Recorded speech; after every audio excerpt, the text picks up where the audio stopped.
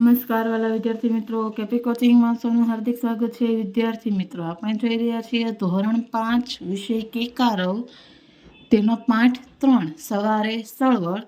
એમાં આપણે અલંકાર સદ્યપોથીનું સોલ્યુશન તો જોઈ રહ્યા છીએ. આજના વિડીયોમાં આપણે જોઈશું, ચાલો પ્રશ્ન 1 થી 5.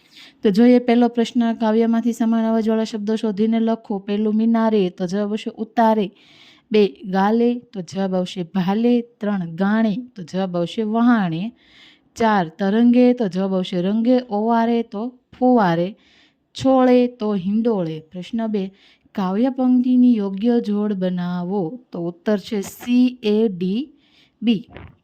પ્રશ્ન 3, નીચેના પ્રશ્નોના જવાબ માટે યોગ્ય વિકલ્પ પસંદ કરી તેનો ક્રમ ખાનામાં લખો. પહેલું, કવિ કોના ગાન સાંભળીને ઉડે છે?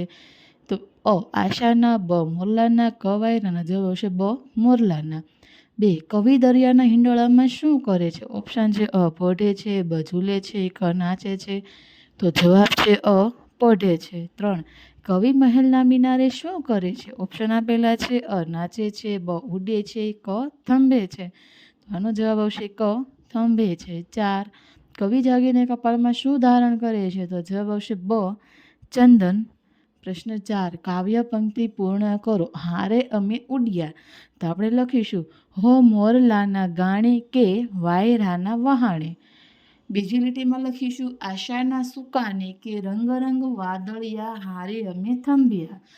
લીટી 3, તો કે હો મહેલના મિનારે કે પંખીના ઉતારે, ડુંગરાની ધારે કે રંગ રંગ વાદળિયા.